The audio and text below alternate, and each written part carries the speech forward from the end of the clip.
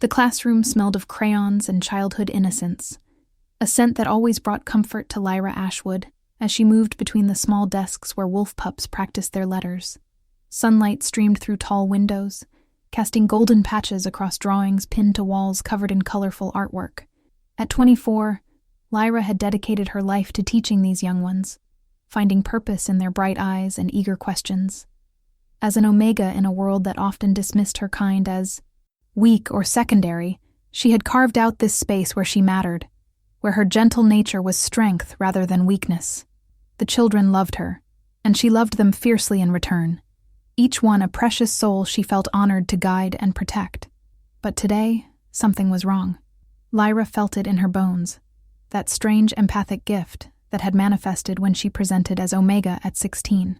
While most Omegas possessed heightened intuition, hers went deeper, allowing her to sense emotional wounds in others, particularly in children whose hurt called to something primal in her nurturing nature. And right now, that gift was screaming at her to pay attention to little Mira Donovan, a 7-year-old girl who sat hunched at her desk in the back corner, her dark hair falling like a curtain to hide her face. Mira had always been quiet, but lately she had become almost invisible, shrinking into herself as if trying to disappear entirely. She flinched at sudden movements and kept her arms wrapped protectively around her small body, even in the warm classroom. Today she wore a long-sleeved shirt, despite the summer heat, and when she reached for her pencil, the sleeve rode up just enough for Lyra to catch sight of purple bruises circling the child's wrist like grotesque bracelets. The air left Lyra's lungs in a rush. Time seemed to slow as their eyes met, and in that moment of connection, Lyra felt the echo of terror and pain that lived inside this child, a darkness no 7-year-old should ever know. After class ended and the other children rushed outside for recess, their laughter fading into the distance, Lyra gently asked Mira to stay behind. The little girl's face went pale with fear, and Lyra's heart shattered into pieces. She knelt down to Mira's eye level, keeping her voice soft and warm, despite the cold rage beginning to build in her chest. She did not ask directly about the bruises, knowing traumatized children often protected their abusers out of fear or misplaced loyalty. Instead, she simply offered safety, telling Mira that she was loved, that she was brave, that nothing bad was her fault. And slowly, painfully, the truth began to emerge in broken whispers and silent tears. The bruises were not from play or accident. They came from hands that should have protected, but instead harmed. From a household where a child's cries for mercy went unheard or worse, were met with more violence. Mira's uncle, a high-ranking member of the Silver Creek Pack, had been left in charge of her while her parents worked in distant territories, and he had turned their home into a nightmare. With permission granted through tears, Lyra carefully documented every visible injury, her hands shaking with fury as she photographed bruises in various stages of healing, evidence of systematic, ongoing abuse. She wrapped Mira in a soft blanket and called the school healer, making sure the child was examined thoroughly, every mark recorded in medical files that could, not be ignored or dismissed. Then, Lyra marched straight to Alpha Marcus of Silver Creek, certain that once he knew the truth, justice would be swift. She was so naive, so foolishly hopeful. She had not yet learned that power often protects power, that political connections matter more than broken children to those who profit from corruption. Alpha Marcus listened to her report with a face carved from stone, his eyes growing colder with each word. When she finished and laid the photographic evidence on his desk, expecting immediate action, he instead leaned back in his chair and told her she was mistaken, that she had misinterpreted innocent marks from a clumsy child, that she should mind her place as an Omega teacher and not make accusations against respected pack members. The dismissal in his tone made her blood run cold. Lyra refused to accept this. She went to the pack council, standing before 5 wolves who held authority in Silver Creek territory, her voice strong despite her Omega status that made them look at her with barely concealed disdain. She presented medical reports, photographs, testimony from the school healer. She begged them to investigate, to protect Mira, to be the leaders their positions demanded they be. But the council chamber might as well have been filled with statues for all the response she received. Mira's uncle, it seemed, had powerful friends and deep pockets that funded council campaigns. His sister was mated to a council member's son. The web of connections and obligations ran deep, and they would not tear it apart for one Omega child whose cries disturbed their comfortable corruption. They warned Lyra to drop the matter or face consequences, told her that making false accusations could cost her teaching position and her place in neutral territory where she had built her life. That night, Lyra sat in her small apartment surrounded by evidence that should have mattered, but apparently did not, and she made a decision that would change everything. If the local authorities would not protect Mira, she would go higher, to the one authority that superseded all pack politics and territorial disputes. She would go to the Alpha King himself. It was insane, possibly suicidal.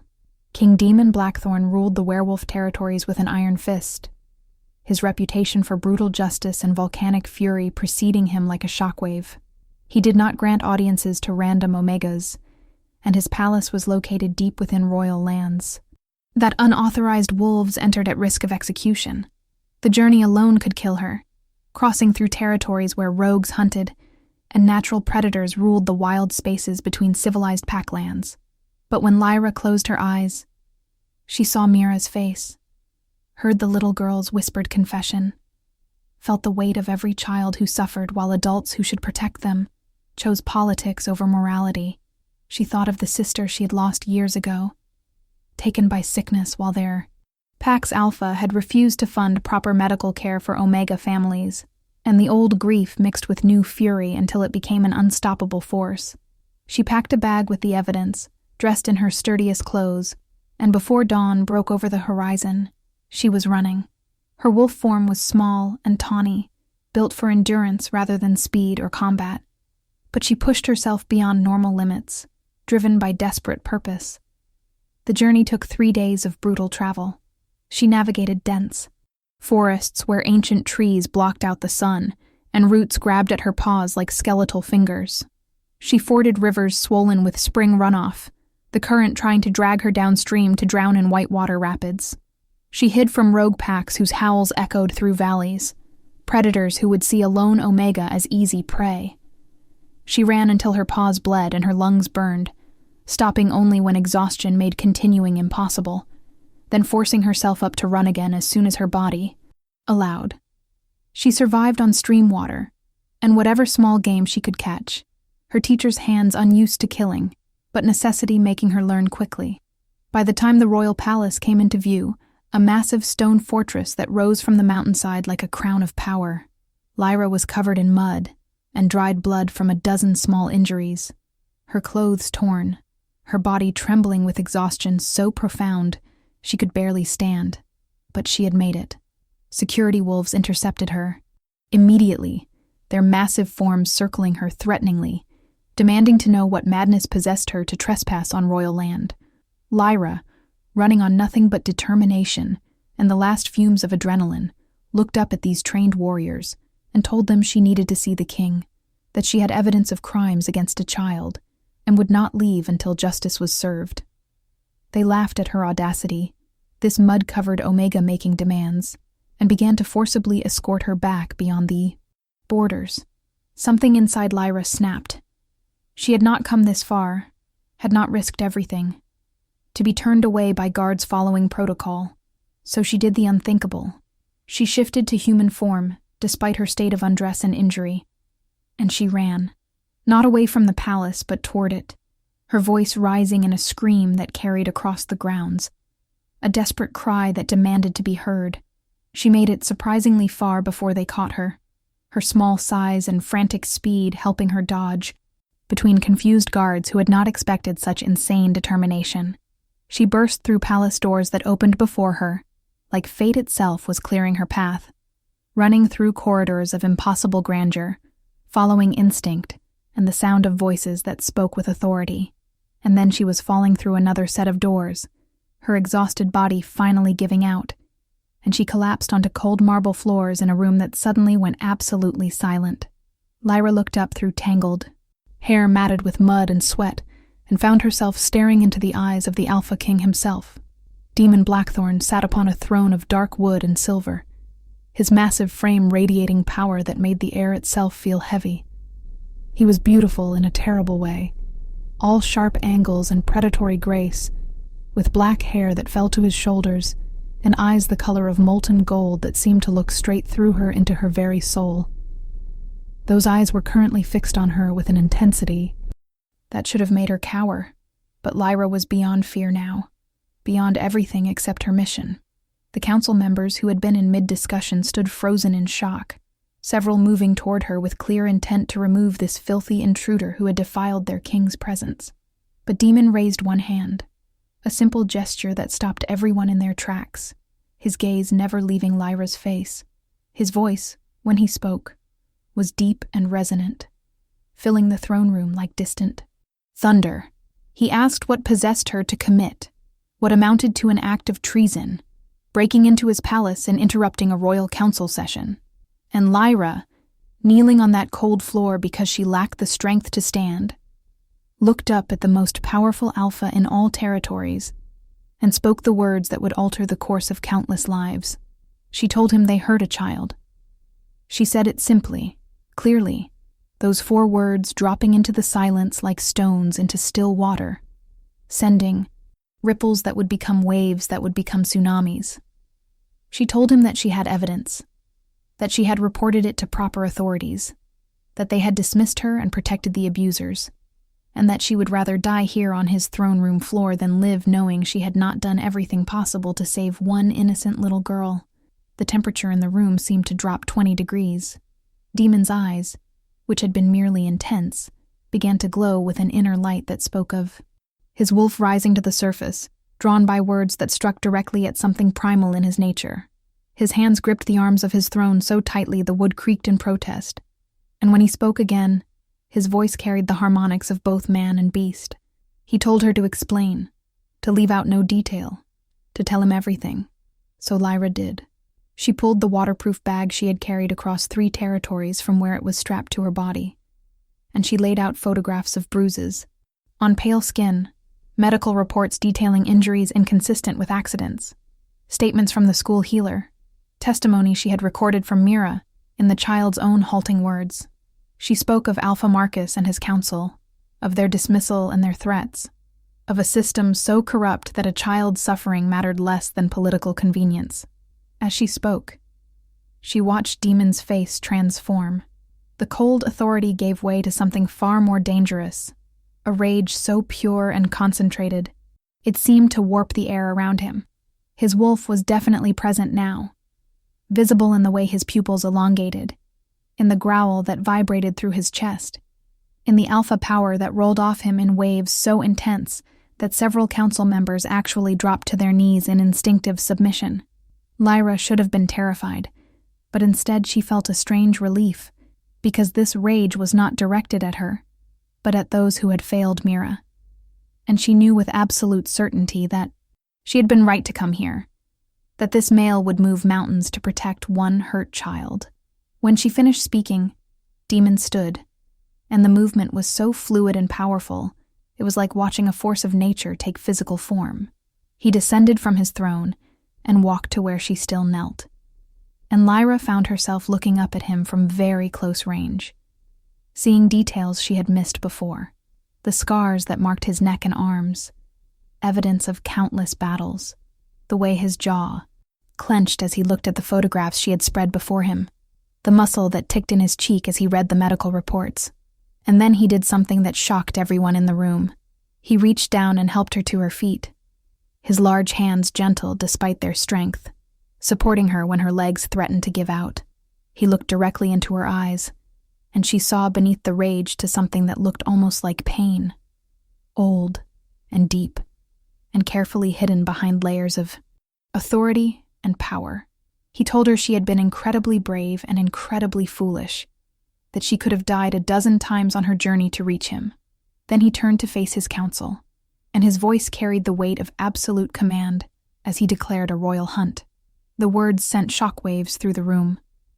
A royal hunt was an ancient tradition, not invoked in over 50 years, wherein the king himself led a force to investigate and deliver justice for crimes so heinous they threatened the very fabric of their society. It meant he was taking personal command, that he would not delegate or trust others to handle this, that he would see this through to whatever end justice demanded. Several council members tried to protest, speaking of diplomatic complications and territorial politics, but Damon silenced them with a look that promised violence to anyone who questioned him further. He issued orders in rapid succession. A team would be assembled immediately, a mix of his most trusted warriors and investigators. They would depart for Silver Creek territory within hours. And then his eyes returned to Lyra, who was swaying on her feet, her body finally registering that she had reached safety and could now collapse. He told her she would come with them, that her testimony would be needed, that she had started this and had earned the right to see it through. Before she could respond, he gestured to attendants who appeared from side doors, instructing them to take her to guest quarters, to feed her, to have healers attend to her injuries, to give her whatever she needed. As they led her away, Lyra looked back to see Demon still standing amid the photographs and reports she had brought. His hands clenched into fists, and she heard him speak softly to himself, words that carried clearly in the silent room. He said that they had hurt a child, and he would make certain they never hurt another. Lyra woke in a bed softer than clouds, in a room larger than her entire apartment, her body clean, and her injuries treated with expert care. A healer had worked on her while she slept, exhaustion so complete she had not even stirred as bones were set, and wounds were closed with supernatural speed only alpha healers could provide. New clothes waited for her, practical travel wear sized perfectly to her small frame. Food covered a nearby table, more food than she could eat in a week. All of it prepared to Omega preferences with careful attention to nutrition she desperately needed. She ate quickly, her hands shaking slightly with residual adrenaline and shock at everything that had happened.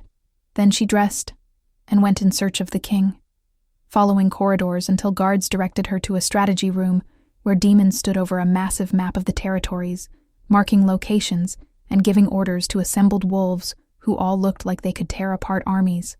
When she entered, everyone turned to stare at her, this small Omega who had somehow earned the Alpha King's personal attention. Demon looked up, and something flashed across his face, too quick for her to identify. Before his expression returned to focused intensity, he gestured her forward, and before the assembled warriors and advisors, he asked her to tell them everything again, every detail, holding nothing back. So Lyra spent the next hour recounting Mira's story, answering questions about Silver Creek's power structure, describing the council members who had dismissed her. Concerns. She did not realize she was crying until Demon handed her a handkerchief, his gesture surprisingly gentle for someone so clearly built for violence. They departed at dusk, a procession of vehicles that carried the king and his chosen team toward Silver Creek territory. Lyra rode in the lead vehicle with Demon, the space between them charged with an energy she did not fully understand. He asked her questions about herself during the journey, seeming genuinely interested in how an Omega teacher had found the courage to cross 3 territories alone. She told him about her sister who died when they were children, about the Alpha who had let her die through neglect, about her belief that those with power had a responsibility to protect those without it. She saw something shift in his expression, a recognition or understanding that felt significant, though she could not say why. He shared pieces of his own story in return, which shocked her, because Alpha Kings did not typically confide in random Omegas. He told her about his younger sister, taken by rogues when he was 18, and she was only 12, how he had hunted them for months and made them pay for every moment of her suffering before she died. He told her how that loss had shaped him, how he had sworn that no child would suffer preventable harm in his territories if he had any power to stop it. Lyra understood then why her words in the throne room had affected him so deeply. She had struck directly, at the core of who he was, had presented him with the exact situation his entire rule was meant to prevent. They were kindred spirits in their own way, 2 souls shaped by grief into fierce protectors of innocence. The arrival at Silver Creek was dramatic and unmistakable. Word of the royal hunt had spread ahead of them, and Alpha Marcus stood waiting with his council, their faces masks of barely concealed panic. They had not expected consequences, certainly not the personal attention of the Ao. King himself, and their comfortable corruption was now exposed to light that would burn it to ashes. Demon did not bother with pleasantries or diplomatic courtesies. He strode directly to Marcus. His presence so overwhelming the local alpha actually took a step back in instinctive fear and demanded to know where they were keeping Mira Donovan. The question carried layers of implication, suggesting he already knew they had done something with the child, and Marcus's face confirmed guilt before. His mouth could form denials. They had moved Mira, of course, taken her from the school, and placed her back with her uncle, attempting to erase the problem by hiding the evidence. But Demon had brought trackers whose skills were legendary, wolves who could follow scents days old across any terrain.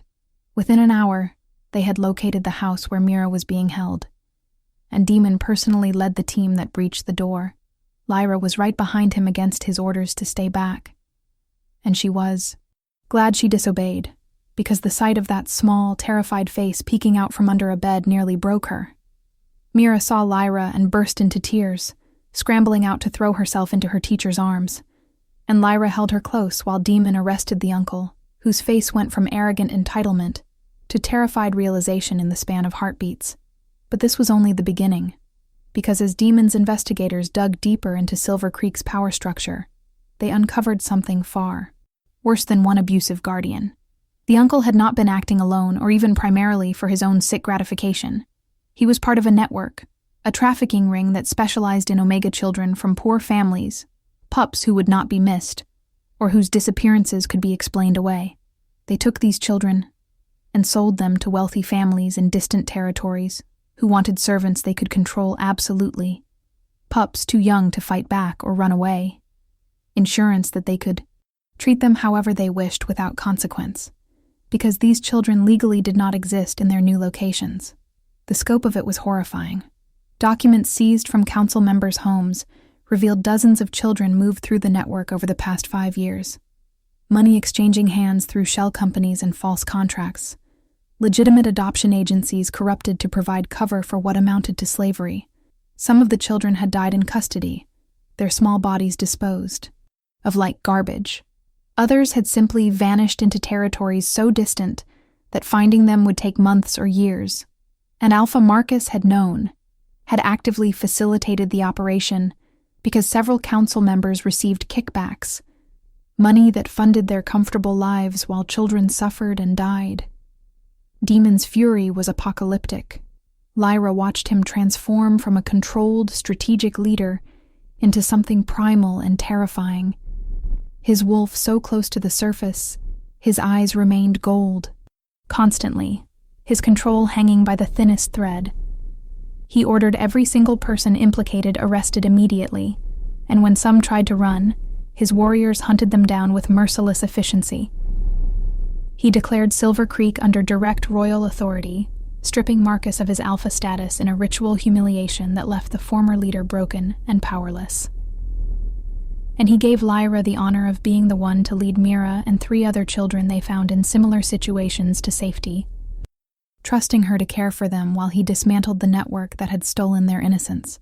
If you are enjoying this story about one brave Omega taking on corruption and finding love with an Alpha King who shares her passion for protecting children, please leave a comment below, telling me what you think about Lyra's courage. And do not forget to hit that like button and subscribe to the channel so you never miss the next chapter of their journey toward justice and love. The investigation expanded rapidly as evidence from Silver Creek led to other territories, other corrupt officials who had participated in or turned blind eyes to the trafficking operation.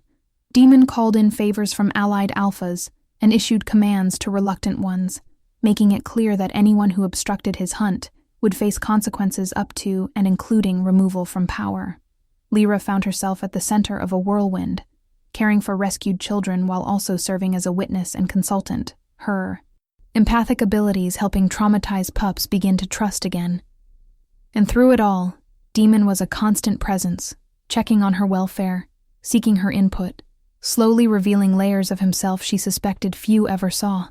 There were moments of unexpected tenderness amid the chaos.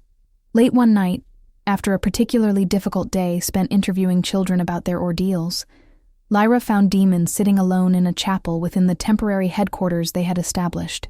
He looked exhausted and haunted, the weight of everything they had uncovered crushing down on shoulders that carried the responsibility for all werewolf territories. She sat beside him without speaking, offering silent companionship, and eventually he reached out and took her hand, his large palm engulfing her smaller one.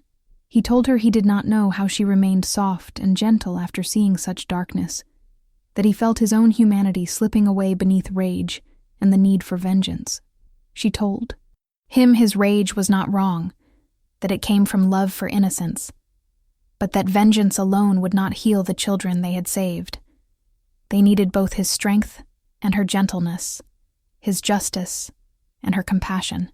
He looked at her with an expression that made her breath catch, something beyond gratitude or respect, something that felt like recognition of a profound connection neither had expected to find. The mate bond began to manifest between them in small ways, before either acknowledged what was happening. Demon found excuses to be near her constantly, his protective instincts going into overdrive whenever she was out of his sight. Lyra discovered she could sense his emotional state even across distances, feeling his anger spike during interrogations, or his satisfaction when another piece of the network fell. They began to move in unconscious synchronization, anticipating each other's needs and responses, their wolves recognizing what their human minds were still processing. It was not the instant thunderbolt some experienced, but rather a growing certainty that settled into their bones like coming home after a long journey. The first time Demon truly lost control around her was during an assassination attempt. The network's leadership, feeling cornered and desperate, sent killers to eliminate the Omega, whose testimony would be central to upcoming trials. They struck at night, breaching security through inside help from a corrupted guard, making it all the way to the room where Lyra slept alongside Mira and the other rescued children. The first assassin through the door died before he took a second step, his throat torn out by an Omega whose protective instincts overrode common sense and self-preservation. But there were 3 more behind him, and Lyra was not a warrior, just a teacher trying desperately to shield children with her own body, while her small wolf snarled defiance at opponents who should have terrified her into submission. She would have died there, fighting to her last breath to protect her pups, if Demon had not arrived like vengeance given form. The bond between them meant he felt her terror and rage as if they were his own, pulled from sleep by a connection that screamed his mate was in danger. He came through the walls in his massive black wolf form, literally tearing through reinforced barriers like they were paper, and what he did to those assassins became legend whispered with fear throughout criminal networks. He did not just kill them, he obliterated them, his fury so complete and overwhelming that hardened warriors who had seen countless battles turned away from the carnage unable to watch. When it was over and the immediate threat had passed, he shifted back to human form and went to Lyra, who was covered in blood, both her own and her attackers, still standing protectively over the terrified children. He gathered her into his arms, and she felt the tremors running through his powerful frame. Aftershocks of rage and terror at how close he had come to losing her. That night, covered in evidence of violence and holding each other while healers tended to minor injuries, they acknowledged what had been growing between them. Demon told her she was his mate, that his wolf had recognized her from the moment she fell into his throne room, that everything since had only confirmed what some deep instinct had known immediately. Lyra admitted she felt the bond too, though she had hardly dared believe in. Omega Teacher could be fated to the Alpha King himself. He told her status and rank meant nothing to him, that he would trade his crown for her safety without hesitation, that she had proven herself braver and stronger than any Alpha he had ever known. She told him she saw beyond his fearsome reputation to the male beneath who carried old wounds and used power to protect rather than oppress, that she would stand beside him against any threat because he was worth fighting for. The claiming, when it came, was inevitable and profound. In the aftermath of danger, and surrounded by evidence of the darkness they fought against, they came together with desperate intensity, affirming life and connection in the face of death and cruelty. Demon marked her, his bite on her neck a brand that declared to all werewolf society that she was his Luna Queen, under his protection and carrying his authority. Lyra marked him in return, her smaller bite on his shoulder equally significant, claiming the most powerful alpha alive as hers, to love and challenge and support. The bond snapped fully into place between them, a connection so strong and pure, it felt like a missing piece of their souls, clicking home. Two halves of one whole finally reunited after searching blindly for each other. But they had little time to explore their new bond, because the fight against the trafficking network was reaching its climax. Following trails of evidence and captured conspirators' confessions, Demon's forces identified the true leadership of the operation, a coalition of wealthy wolves who saw Omega children as commodities and had corrupted officials across multiple territories to facilitate their sick marketplace. The final confrontation took place during a gathering these criminals held to conduct business, a hidden estate, where they were auctioning newly acquired children to the highest bidders. Demon led a massive coordinated raid, warriors hitting the location from multiple directions, simultaneously, ensuring no one could escape justice. The battle was brutal and intense. The traffickers had hired mercenaries to provide security, wolves with no loyalty except to money, willing to fight to the death to protect their employers' secrets. Demon was magnificent and terrifying, a force of nature cutting through opposition like a scythe through wheat, his alpha power overwhelming anyone who stood against him.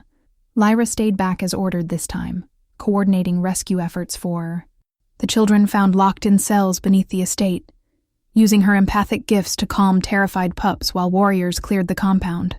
But fate, or bad luck, put her in danger once more, when a trafficker fleeing Demon's wrath came across her and the children she was leading to safety. The male was desperate and trapped, knowing capture meant execution, and he decided if he was going down, he would take something precious from the alpha who had destroyed his operation. He grabbed the nearest child, a little Omega girl no more than 5, and held a knife to her throat while backing toward an exit. He demanded safe passage or he would kill her, his eyes wild with panic and malice. Lyra did not hesitate or think about consequences. She launched herself at him, trusting her momentum and surprise to make him drop the child, even as she offered herself as a target instead. It worked, the girl falling safely away. But the knife meant for a small throat found Lyra's abdomen instead, punching through muscle and organs with vicious force. She hit the ground hard, blood already pooling beneath her. But her only thought was relief that the child was safe. The trafficker never got a chance to strike again. Demon appeared like a nightmare made flesh, and what happened next was so savage that witnesses refused to speak of it in detail afterward. Suffice to say, the trafficker suffered before he died, paying for every child he had hurt, every life he had destroyed. Then Demon was there, dropping to his knees beside Lyra, his hands pressing against the wound that was bleeding far too fast, his voice breaking as he called for healers, ordered them to save her, promised anything if they could just keep her alive. Lyra looked up at him through darkening vision, seeing terror on his face that the Alpha King showed to no one, and she used her last conscious moments to tell him it was worth it, that she would make the same choice every time, that protecting innocence was who they both were at their cores. Then darkness took her, and she knew nothing of the desperate hours Demon spent pacing outside the healing room, his wolf raging against barriers that kept him from her side, his alpha power leaking out in waves that made every wolf in the compound submit instinctively to something far more primal than rank. She did not see him break down when healers emerged to say she would live, that the wound had been severe, but they had closed it, that she would need time to recover, but she would survive. She did not feel him slip into the room to sit beside her bed, taking her hand and pressing it to his chest, where his heart beat strong and steady, a rhythm that called her back from the darkness toward light and life and love. When Lyra woke 3 days later, weak but healing, the first thing she saw was Demon sleeping in a chair beside her bed, his large frame cramped into furniture not meant for someone his size, his hand still holding hers, as if afraid she would vanish if he let go. She squeezed his fingers, and his eyes shot open immediately, gold meeting her gaze with an intensity that stole her breath. He told her she was an idiot for risking herself like that that she had taken years off his life with her reckless bravery. She told him she would do it again in a heartbeat, because that was what love meant, protecting those you cared about no matter the cost. He leaned forward and kissed her with desperate tenderness, pouring everything he felt into the connection, and she tasted tears on his lips, evidence of the Alpha King's capacity for deep emotion beneath his controlled exterior. The aftermath of the raid was extensive and far-reaching. Over 30 children were recovered from the estate and the network of safe houses connected to it. Dozens of traffickers and corrupt officials were arrested and tried in public proceedings that Demon insisted be open to all territories, wanting everyone to see that justice would be served regardless of wealth or status. The trials were brutal, evidence presented in excruciating detail, testimony from survivors that left audiences in tears. And when sentences were handed down, Demon personally oversaw executions of the ringleaders, using ancient rites that ensured their deaths were public and memorable, a warning to anyone who might consider similar evil that the Alpha King's justice was inescapable. But Demon also focused on reform and healing, knowing punishment of criminals was insufficient if systemic issues remained unaddressed. He worked with Lyra to draft comprehensive new laws regarding child welfare, protections that crossed territorial boundaries and mandated oversight by neutral parties. He established a network of sanctuaries where rescued and at-risk children could find safety, staffing them with carefully vetted caregivers who shared Lyra's passion for protecting innocents. He created an elite unit within royal forces specifically tasked with investigating any reports of child abuse or trafficking, giving them authority to override local alphas who might try to cover up crimes. These changes were radical and met resistance from traditionalists who disliked outside interference in pack affairs. But Demon made it clear that child protection was non-negotiable, and anyone who opposed these reforms would answer to him personally. Through it all, Lyra remained at his side, his Luna Queen in truth as well as title. She balanced his intensity with gentleness, his fury with compassion, his need for justice with understanding that healing mattered as much as punishment. Together, they visited each sanctuary, spending time with rescued children, Lyra using her empathic gifts to help them process trauma, while Demon's protective presence made them feel safe. They were a formidable team, complementing each other perfectly. Two souls who had found each other through tragedy and forged something beautiful from darkness. I want to hear from you. Watching this story unfold, what do you think about how Demon and Lyra complement each other?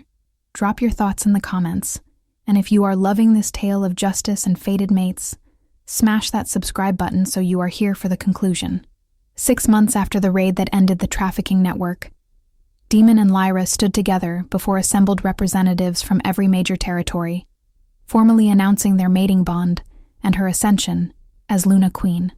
The ceremony was traditional and beautiful, vows exchanged under a full moon that blessed their union. But what made it remarkable was the presence of Mira and the other children they had saved, standing in places of honor as witnesses to the love that had saved them. Mira, thriving now under care and therapy, placed a crown of flowers on Lyra's head, and there was not a dry eye among thousands watching this Omega teacher become queen. But titles and ceremonies mattered less than the work they continued to do. Lyra transformed one wing of the royal palace into a specialized sanctuary for the most traumatized children, a place where healing could happen surrounded by safety and love. She developed programs combining therapy with education, helping these young survivors not just recover from what they had endured, but thrive and grow into strong, healthy wolves.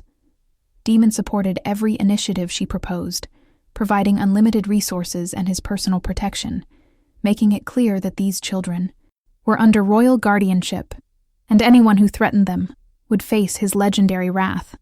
They also made time for each other, for the relationship that had formed in crisis, but needed nurturing to grow deeper. Demon proved to be surprisingly romantic, despite his fearsome reputation, leaving her flowers and handwritten notes, stealing moments alone where they could simply be mates rather than king and queen. Lyra brought laughter and lightness into his life, teasing him out of dark moods, reminding him that joy was as important as duty.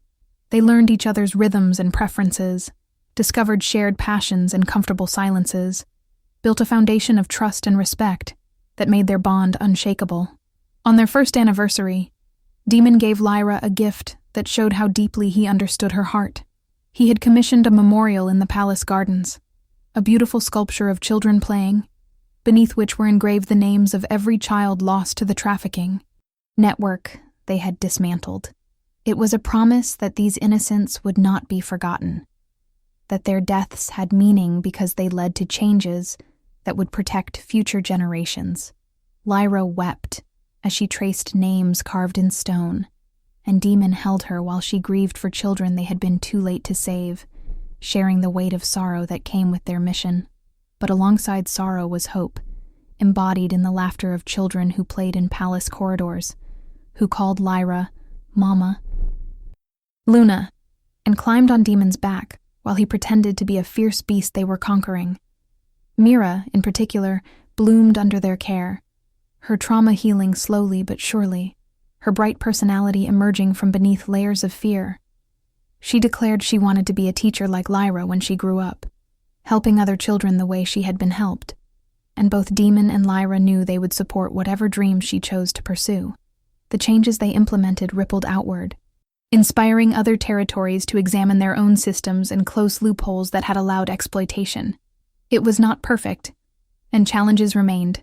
Corruption was not eradicated overnight, and evil still existed in the world. But things were measurably better. Fewer children slipped through cracks. More voices were heard when they spoke truth to power, and the precedent of a royal hunt meant victims knew there was ultimate recourse if local authorities failed them. As years passed, Demon and Lyra's legend grew. The story of an Omega, brave enough to confront a king, and an Alpha, powerful enough to acknowledge when his own people failed in their duties. They became symbols of what leadership should be: protection and service, rather than mere authority. Young wolves grew up hearing their story, learning that courage came in many forms, and that true strength meant using power to lift others up, rather than hold them down. The tale of how they met, that desperate dash through royal halls, became the stuff of ballads and children's books. But those who knew them personally understood the reality was even more remarkable than the legend. Lyra never lost her gift for seeing wounded souls and helping them heal. She remained hands-on in sanctuary operations, refusing to become a distant figurehead, insisting on knowing each child in royal care personally. Demon never softened his stance on crimes against innocents, maintaining fierce standards and swift justice that made predators think twice before targeting the vulnerable. Together they proved that mates could be partners in the truest sense, sharing purpose and passion, making each other better versions of themselves. On quiet evenings, when duties were finished and children were sleeping safely, they would sit together and talk about everything and nothing, sharing dreams and fears and small observations about their days. Demon would tell her she saved him as much as he saved her, that before she crashed into his throne room, he had been slowly turning into nothing but duty and rage, losing sight of why he fought so hard. Lyra would remind him she could not have done any of it without him, that her courage meant nothing without his power to enforce justice, that they were strongest together. And in those moments, surrounded by peace they had fought to create, they understood the profound truth that sometimes the universe brings people together exactly when they need each other most. Their family grew over time. Not just the children they fostered, but their own pups as well. Strong, healthy babies who inherited Demon's power and Lyra's empathy. The next generation of leaders who would be raised, knowing that privilege meant responsibility, and that protecting those weaker than yourself was the highest calling any wolf could follow. Mira became like an older sister to these pups, her own healing journey given purpose through caring for younger siblings, breaking cycles of trauma through love and healthy family dynamics. The sanctuary system expanded across territories, each location staffed with dedicated wolves who shared Demon and Lyra's vision. Success stories multiplied. Children who had been rescued growing into healthy adults who often returned to help others, creating a positive cycle that countered the negative one they had dismantled. The royal hunt became a permanent institution, a specialized force ready to deploy whenever and wherever child endangerment was reported. Demon's promise made manifest that he would never again allow innocence to suffer while corrupt authorities looked away. But perhaps their greatest achievement was simpler and more profound than any law or institution. They proved that one person could make a difference, that speaking truth to power mattered, that refusing to accept injustice was not futile, even when systems seemed immovable. Lyra's desperate run to the palace became a symbol that inspired others to find their own courage, to report abuse they witnessed, to stand up for those who could not defend themselves. And Demon's response proved that power could be wielded with wisdom and compassion, that strength was most impressive when used to protect rather than dominate. As they stood together watching sunset paint the sky in shades of orange and gold, Mira and their own children playing in gardens that had once known only formality and distance, but now rang with laughter, Demon pulled Lyra close and told her he loved her beyond measure. She looked up at this male who had once seemed so fearsome and untouchable, seeing only her mate and partner and best friend, and she told him she loved him too, that she would choose him and this life every single time. They had both been shaped by loss and grief, but they had chosen to transform pain into purpose, to build something beautiful from broken pieces, to prove that love and justice were not opposing forces but complementary ones. The moon rose full and bright, blessing their family and the sanctuary they had built. And somewhere in distant territories, other children slept safely because an Omega teacher had refused to stay silent, and an Alpha King had remembered why he carried his crown.